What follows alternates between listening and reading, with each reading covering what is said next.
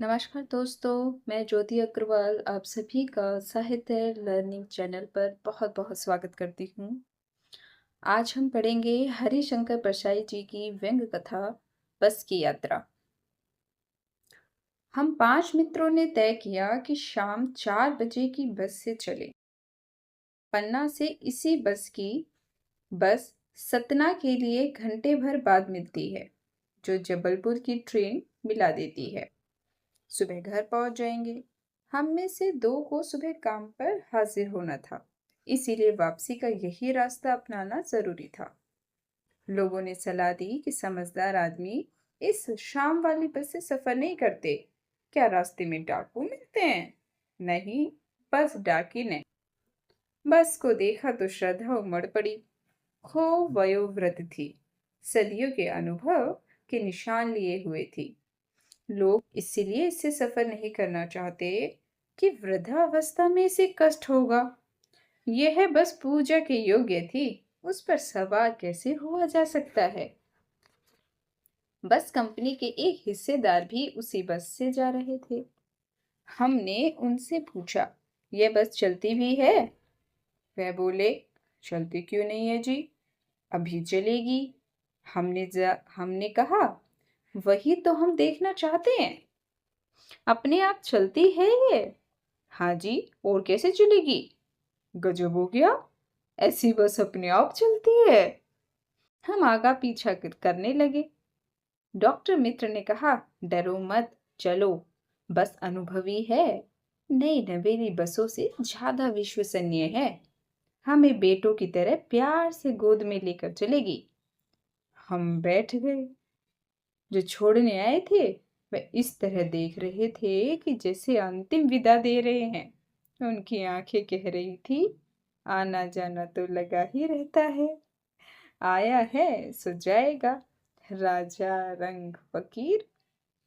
आदमी को कूच करने के लिए एक निमित्त चाहिए। इंजन सचमुच स्टार्ट हो गया, ऐसा जैसे सारी बस ही इंजन है और हम इंजन के भीतर बैठे हैं। कांच बहुत कम बचे थे, जो बचे थे उनमें उनसे हमें बचना था। हम फौरन खिड़की से दूर सरक गए। इंजन चल रहा था। हमें लग रहा था कि हमारी सीट के नीचे इंजन है। बस सचमुच चल पड़ी और हमें लगा कि यह गांधी जी के असहयोग और सविनय अवज्ञा आंदोलन के वक्त अवश्य जवान रही होगी। उसे ट्रेनिंग मिल चुकी थी। हर हिस्सा दूसरे से असंयोग कर रहा था। पूरी बस सविनय अवज्ञा आंदोलन के दौर से गुजर रही थी।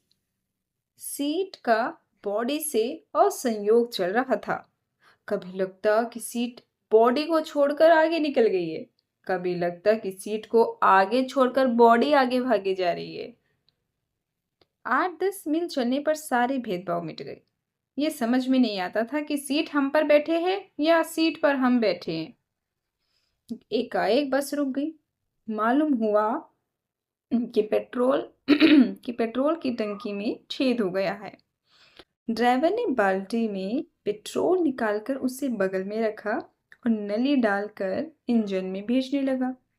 अब मैं उम्मीद कर रहा था कि थोड़ी देर बाद बस कंपनी के हिस्सेदार इंजन को निकालकर गोद में रख लेंगे और उसे नली से पेट्रोल पिलाएंगे, जैसे माँ बच्चे के मुंह में दूध की शीशी लगाती है।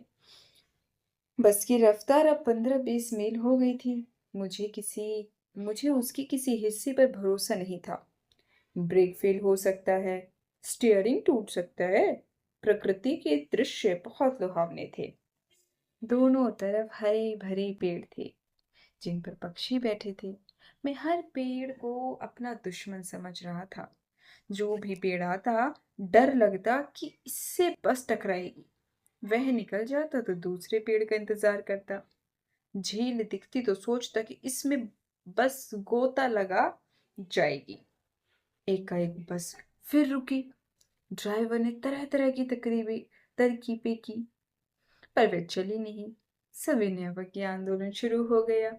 कंपनी के हिस्सेदार कह रहे थे, बस तो फर्स्ट क्लास है जी, यह तो इत्तेफाक की बात है।